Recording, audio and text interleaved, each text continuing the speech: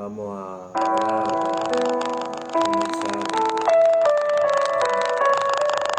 este segmento de consejería bíblica. Padre, Señor Dios Todopoderoso, Espíritu Santo de Dios, te pido, Señor, que tomes dominio, que seas nuestro Rey, de todo lo que vamos a hacer, Dios mío. Todo es para tu gloria y tu honra, Señor. Sabiduría, ciencia, conocimiento, revelación de tu palabra. Vamos a servir todo conforme tu santa voluntad, Señor, en el nombre de Jesús.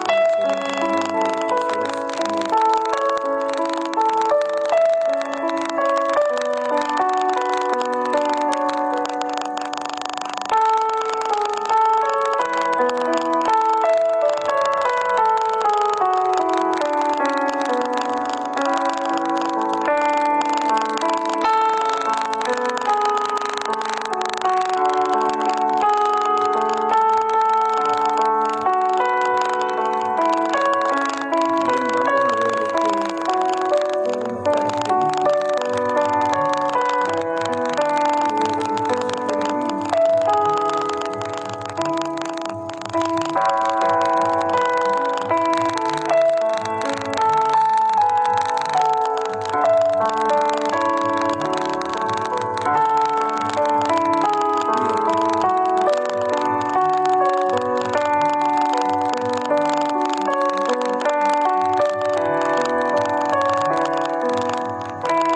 Bien, vamos a ver algunas características de un consejero bíblico. Vamos a ver algunas características del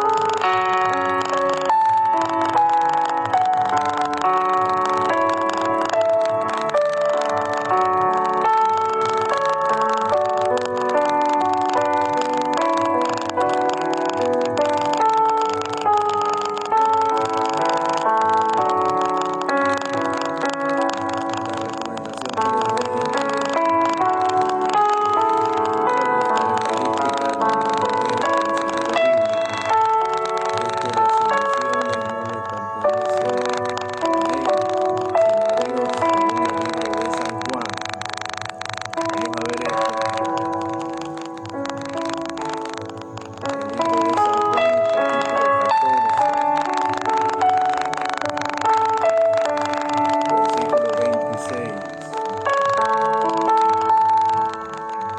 San Juan 14, 26 dice así: Mas el Consolador, el Espíritu Santo, a quien el Padre enviará en mi nombre, Él los enseñará todas las cosas y os recordará todo lo que yo os he dicho. Entonces el Consolador, el Espíritu Santo, es el que regularmente tiene el dominio y tiene el control, y es el que da las soluciones a todos nuestros problemas. Sea el Espíritu Santo, Él es el que da soluciones, aunque no.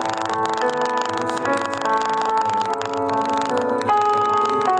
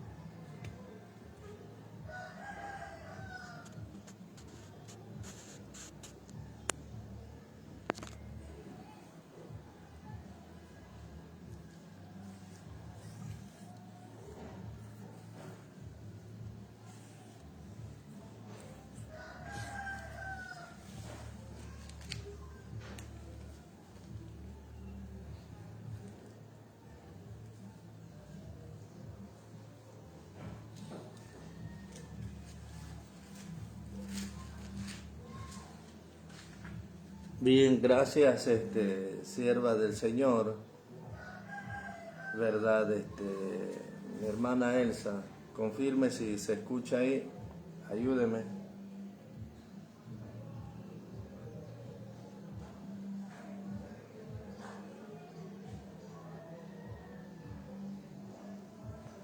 Gloria a Dios.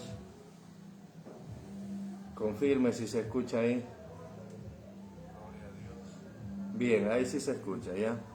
Bien, entonces, estamos viendo acerca de las características.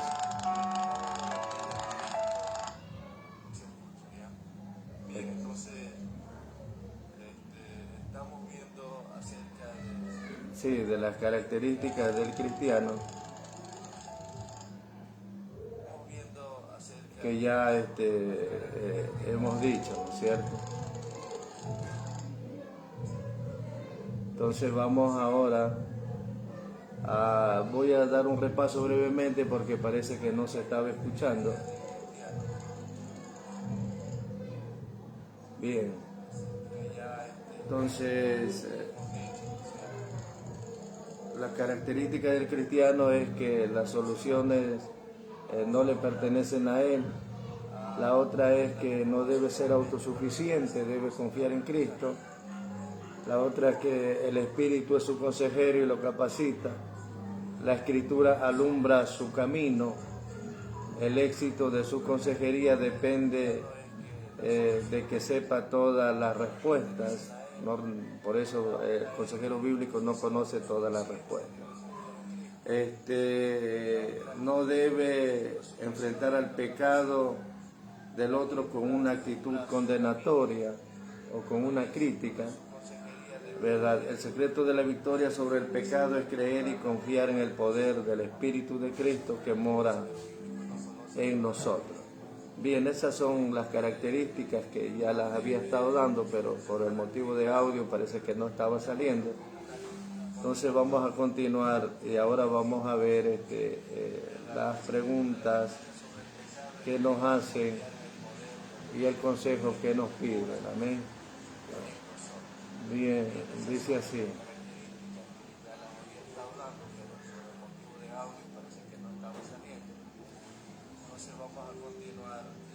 Dice, pastor, aconséjeme. Hay algunas personas que me han dicho que la Biblia es un libro normal como los otros libros. Soy nuevo en el Señor y esto me está confundiendo. Bien, siervo, las Sagradas Escrituras no es un libro normal. A las personas cuando le digan esto, usted dígale que las Sagradas Escrituras no es un libro normal. Las Sagradas Escrituras es un libro escrito por santos hombres del Señor, hombres que le sirvieron a Dios y que estaban consagrados a Dios. Ellos escribieron las Sagradas Escrituras inspirados por el Espíritu Santo del Señor.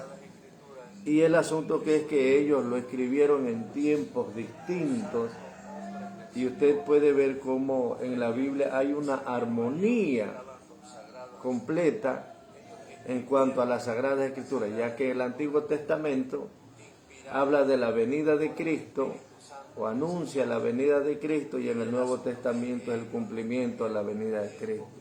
Estos hombres no se conocieron. Abraham con Pablo no se conocieron. David, ¿no es cierto?, con Pedro no se conocían, pero ellos, inspirados por el Espíritu Santo, escribieron las Sagradas Escrituras. Por eso dice la Sagrada Escritura que la palabra de Dios es inspirada por el Espíritu Santo. Vamos a ver esto en 2 de Timoteo 3, 16, 3:16. Dice, mire, todas las escrituras es inspirada por Dios y útil para enseñar, para redarguir, para corregir, para instruir en justicia, a fin de que el hombre de Dios sea perfectamente, enteramente preparado para toda buena obra. Bien, ¿en qué hace diferente este libro a otro libro? En que Dios inspiró a estos santos hombres del Señor para que prediquen, o sea, para que escriban las Sagradas Escrituras. Por eso dice que todas las Escrituras son inspiradas por Dios. Todas las Escrituras son inspiradas por Dios. Comenzando desde Génesis hasta Apocalipsis, son inspirados por el Espíritu Santo del Señor. Todas las Escrituras son inspiradas por Dios. Entonces, esto es lo que hace diferente esta palabra de Dios a otros libros, porque esta es la santa palabra del Señor. Y aún va más allá. La palabra de Dios, ¿no es cierto?, aparte de ser inspirada, es el mismo Jesucristo. ¿Por qué? Porque en el libro de San Juan nos explica acerca de esto. Vamos a ver, San Juan 1.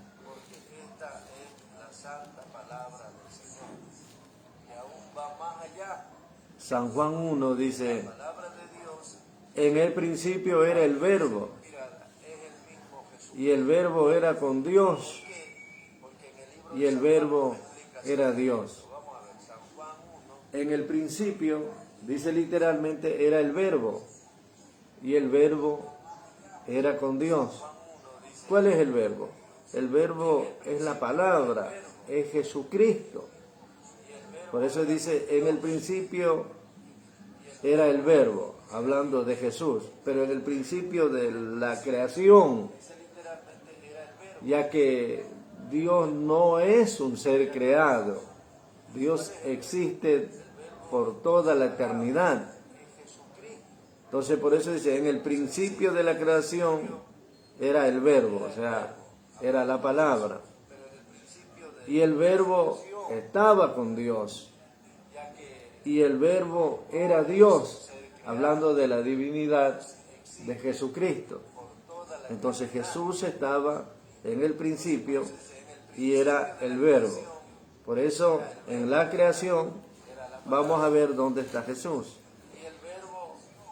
Dice, en el principio, mire, por eso estamos hablando de un principio de la creación, cuando Dios creó los cielos y la tierra. Por eso cuando dice en el principio, habla del principio, pero de la creación, de que Dios creó los cielos y la tierra. Dice así, en el principio creó Dios los cielos y la tierra estaba vacía, y las tinieblas estaban sobre la faz del abismo, y el Espíritu de Dios se movía sobre la faz de las aguas. Y dijo Dios, sea la luz. Dijo Dios, Dios habló. Ahí está, del Padre, el Verbo, la palabra que sale.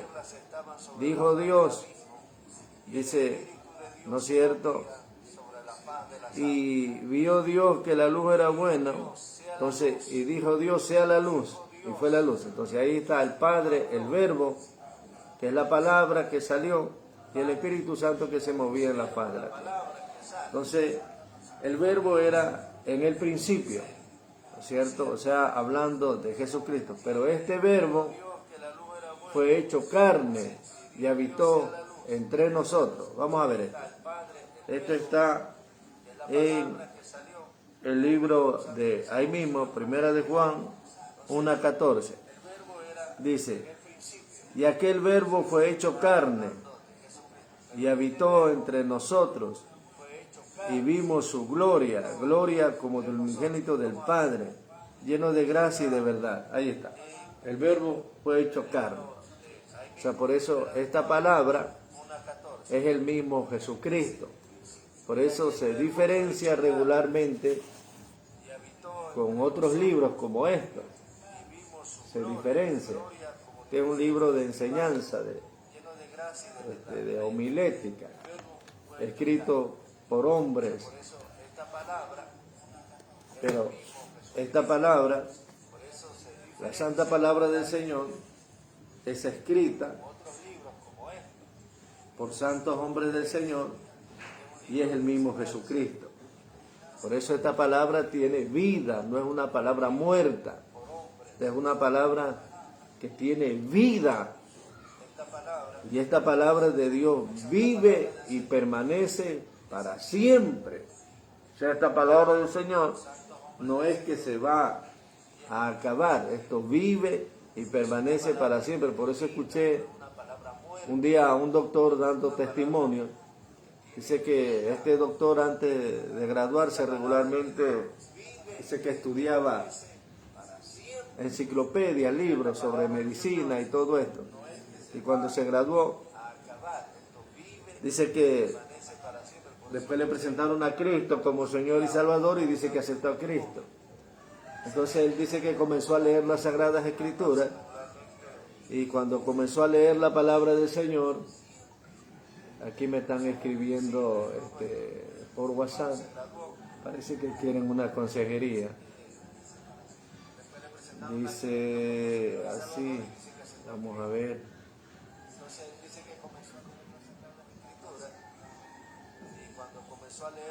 Hola, buenos días, pastor.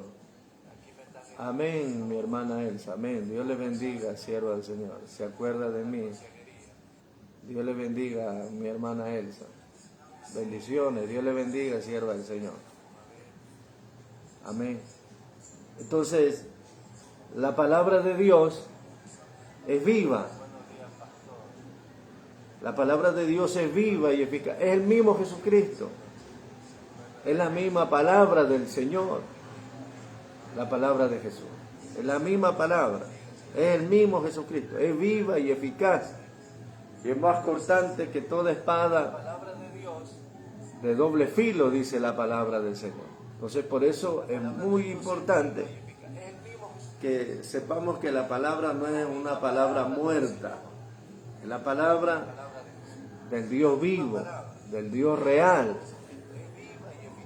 Por eso dice que este doctor, cuando comenzó a leer las Sagradas Escrituras, dice que algo estaba cambiando en él. Dice que algo cambiaba la palabra del Señor. Y dice que él casi se terminó de leer la Biblia porque estaba acostumbrado en leer enciclopedias para el estudio.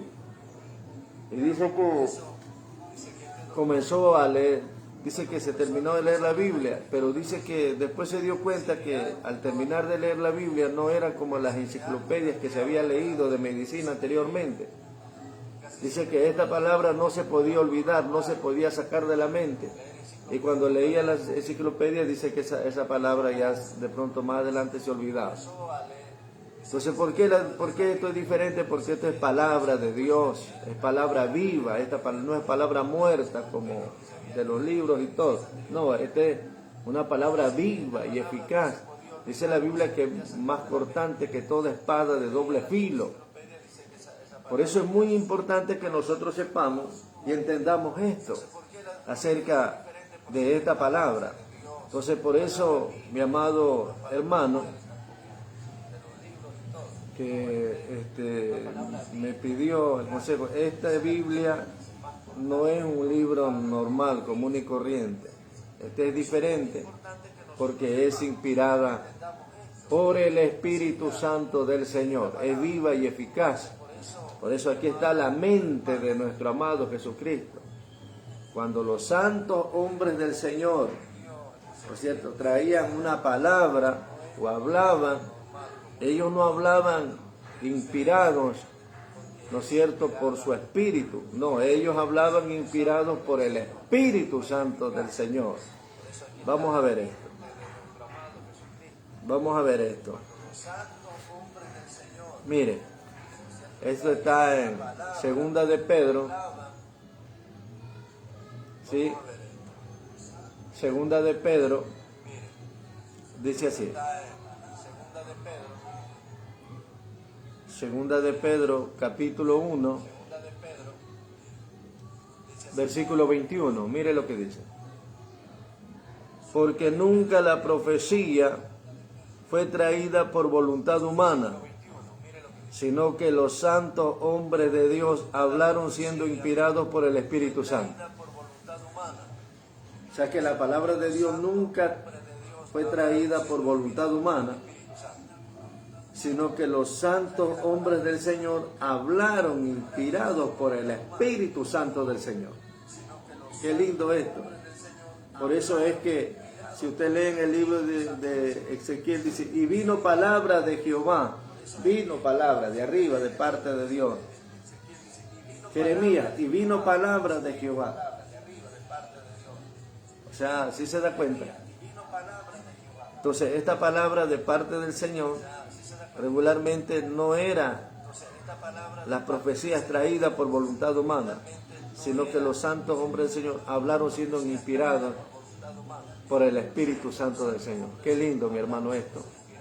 Qué lindo que los santos hombres del Señor, todas las profecías, nos confirman que son inspirados por el Espíritu Santo. Por eso, este es un libro normal.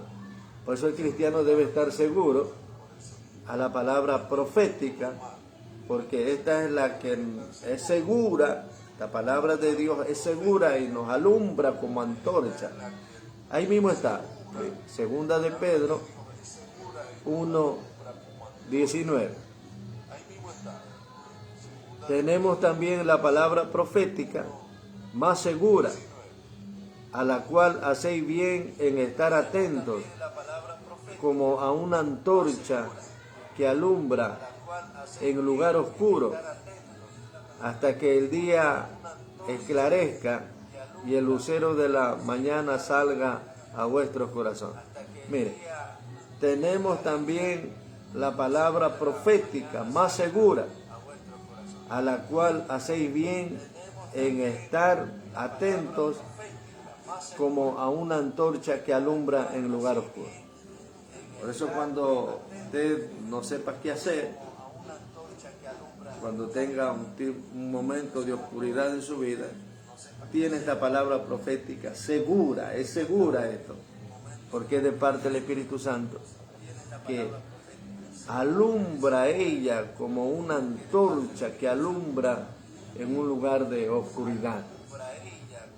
Es muy importante que las personas confíen en la palabra del Señor, porque esta palabra es la que cambia y la que transforma nuestras vidas en una forma preciosa y maravillosa para la gloria del Dios Todopoderoso. Así que, mi amado hermano, para que me hizo esta pregunta, déjeme decirle que la palabra del Señor, esté seguro, mire, esta palabra profética es segura. Fueron los santos hombres del Señor inspirados por el Espíritu Santo y escribieron, y las profecías que traían eran inspirados por el Espíritu Santo del Señor. Así que no tenga desconfianza de la palabra del Señor. Y en el libro de Apocalipsis dice que bienaventurados los que leen la palabra de esta profecía. Vamos a ver, Apocalipsis capítulo 1. Miren lo que dice, Apocalipsis 1:3. Bienaventurado el que lee y los que oyen las palabras de esta profecía y guardan las cosas en ella escritas, porque el tiempo se acerca. Entonces, bienaventurado el que lee la palabra de esta profecía. Está bienaventurado. Por eso es muy importante que siempre estemos atentos a la palabra. Y además la Biblia dice que nadie puede añadir ni quitar a esta palabra.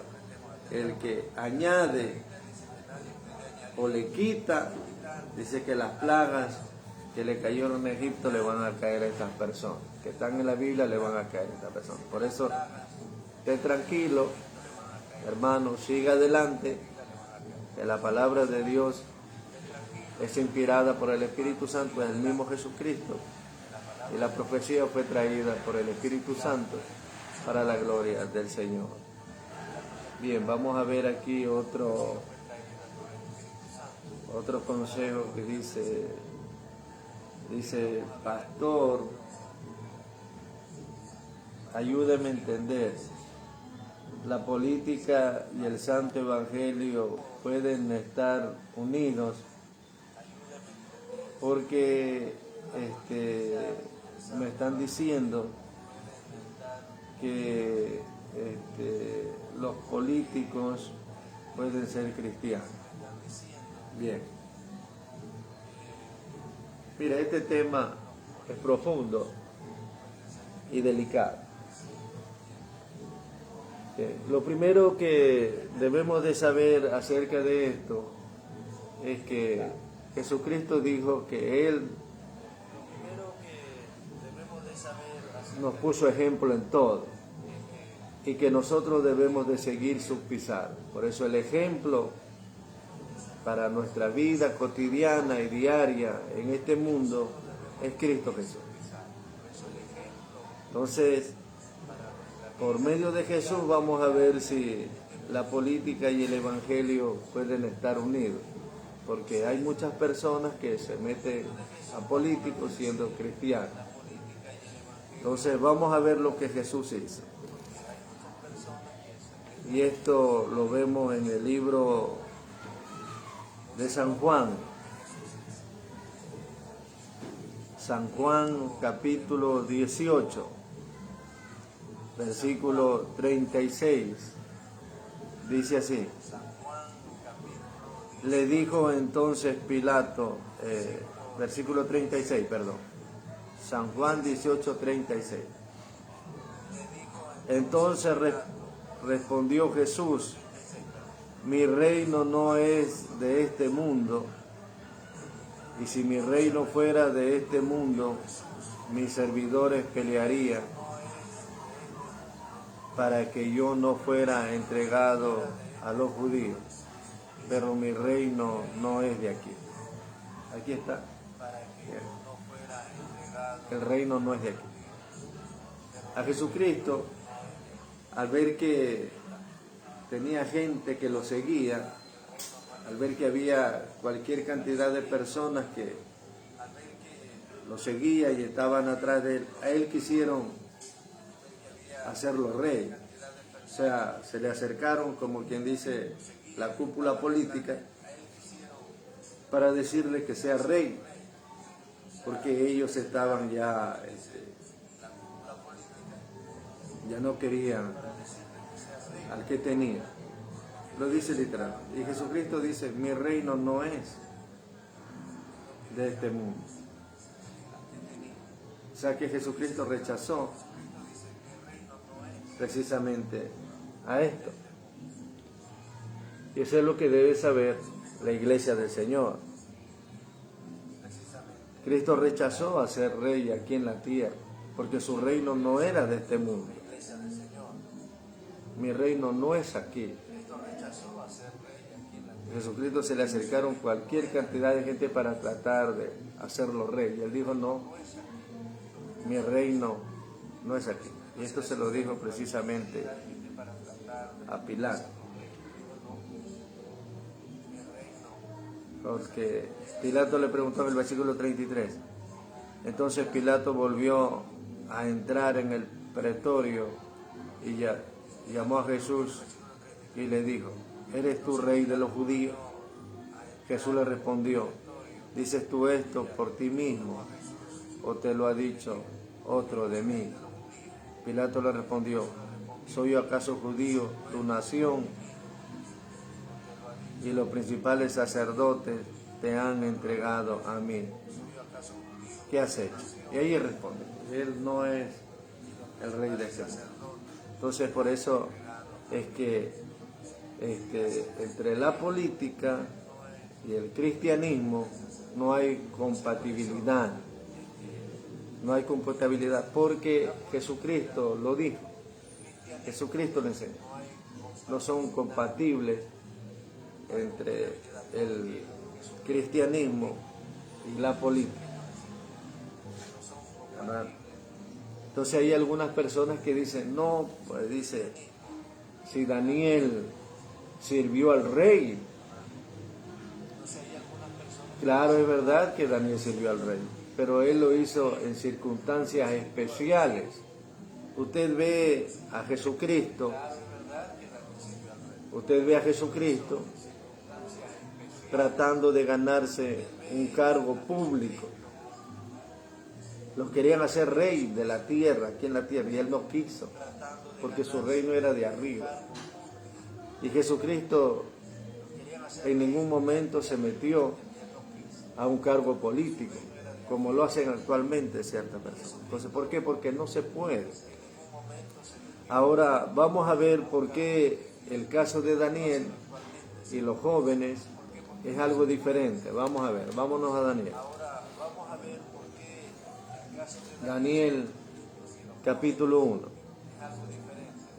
Dice: en el año tercero del reinado de Josín, rey de Judá, vino Nabucodonosor, rey de Babilonia, a Jerusalén y la sitió.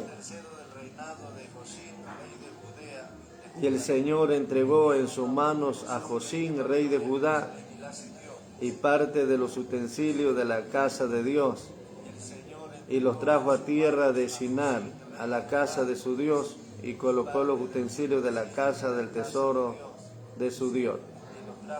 Y dijo el rey a Aspenaz, jefe de sus eunucos, que trajere de los hijos de Israel, del linaje real, a los príncipes, muchachos en quienes no hubiera tacha alguna, de buen parecer, enseñados en toda sabiduría, sabios en ciencia y en buen entendimiento, e idóneos para estar en el palacio del rey, y que les enseñase las letras de la lengua de los caldeos. Aquí está. Esta es la diferencia porque hay gente que dice, no, si Daniel trabajaba con el rey, por eso que en la actualidad sí se puede entrar a la política. Aquí está la Sagrada Escritura.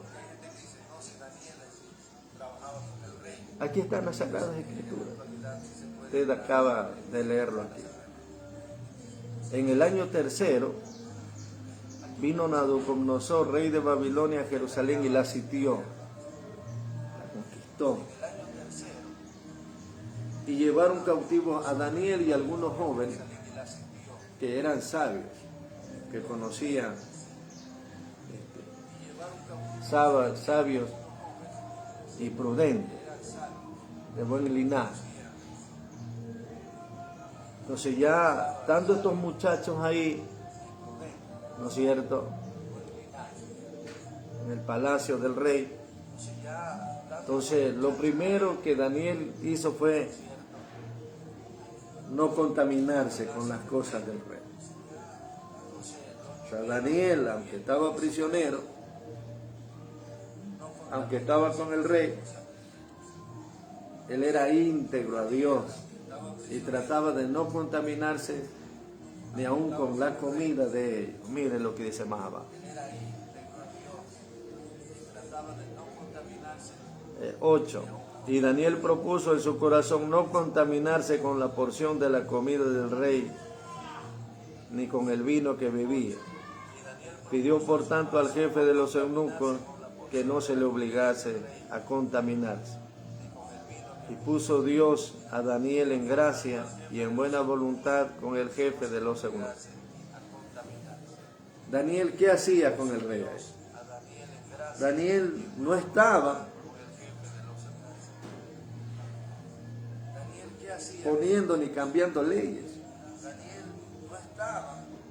Daniel estaba ahí interpretando los sueños del rey Nabucodonosor. O sea, Daniel estaba haciendo la obra del Señor. Él no se ocupaba, Daniel, de poner leyes, ni ayudar al rey de poner leyes. O sea, no se ocupaba del ámbito político, sino que se ocupaba del ámbito espiritual. Tanto era así que él no trató de contaminarse. Por eso usted ve a Daniel no cambiando leyes, ni aprobando leyes, ni tratando de gobernar Babilonia, sino simplemente él se ocupaba de lo que era el ámbito espiritual. Por eso en el capítulo 2 Daniel interpreta el sueño del rey Nabucodonosor. O sea, por medio del Espíritu Santo, interpretó el sueño del rey Nabucodonosor, que él no se acordaba. Ahí está uno de los trabajos que hacía Daniel. Y si lo decretado por el rey se iba en contra de Dios, Daniel no lo obedecía. Daniel lo único que hacía era precisamente no obedecer. Vamos a ver, 6, ahí mismo, 6, Daniel 6. Es tanto esto que Daniel se fue precisamente o cayó en el foso de los leones.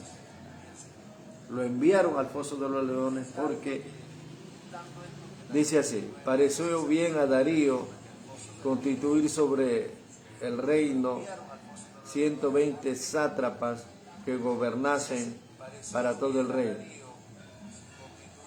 y sobre ellos 3 gobernadores, de los cuales Daniel era uno, a quien estos sátrapas diesen cuenta,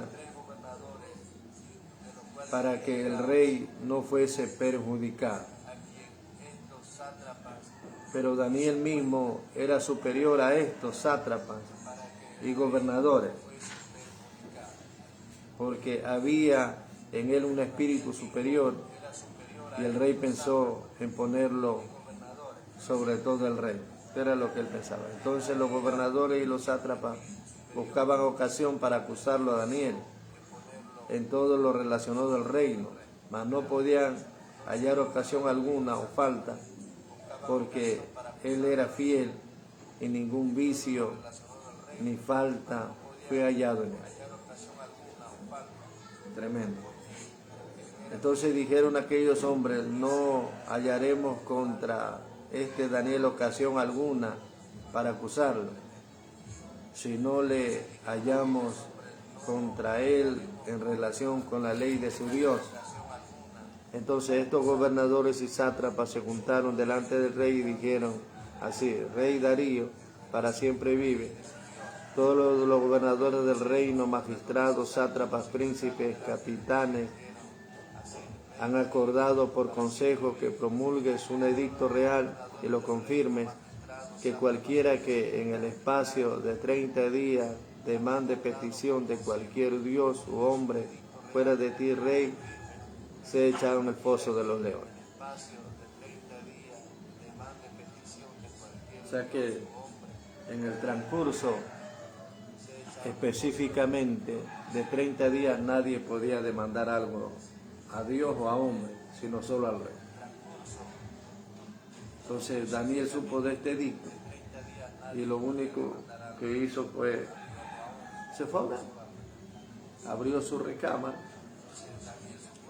¿cierto? Abrió la ventana de su recámara y se puso a orar. Tranquilo. Siguió orando. Entonces estos sátrapas vieron que estaba orando y le dijeron al rey. Y lo cogieron y lo metieron en el foso de los leones. Si se da cuenta. Aunque Daniel estaba cautivo, unido al rey porque lo obligaron, porque él era prisionero, aunque le dieron un cargo, dice que en él no se halló falla, no cometía errores, no era mundano. Aunque todos se pusieron de acuerdo, les voy a decir quiénes nomás. Los gobernadores, los magistrados, los sátrapas, los príncipes, los capitanes han acordado por consejo que promulgues un edicto. Gobernadores, magistrados, sátrapas, príncipes y capitanes. Ellos se habían puesto de acuerdo que nadie haga alguna petición a Dios o a un. Aunque Daniel estaba prisionero ahí, aunque estaba con el rey, la cúpula se puso de acuerdo para que no hagan peticiones delante del Señor. Pero eso no le afectó a Daniel. Daniel fue y se puso precisamente a orar. Abrió la ventana de su recámara y se puso a orar tranquilamente. Como todos estaban reunidos ahí, lo cogieron y lo tiraron al foso de los leones. Daniel, aunque estaba prisionero, aunque estaba con el rey, Daniel no cambiaba su convicción espiritual, no lo corrompía su convicción espiritual. Es diferente a los políticos en la actualidad. Acá no son llevados ni prisioneros, ni cautivos para que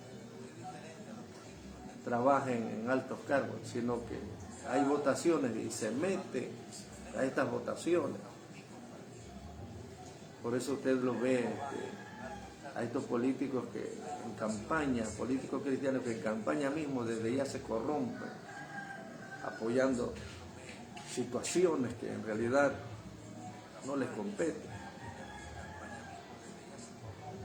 ¿cierto? Antes de entrar. Por eso es que hasta el día de hoy, al menos aquí en Ecuador, no se ha visto esto. Entonces hay gente que dice que Daniel, ahí está Daniel. Daniel prefirió ir al foso de los leones antes que faltarle al Dios Todopoderoso.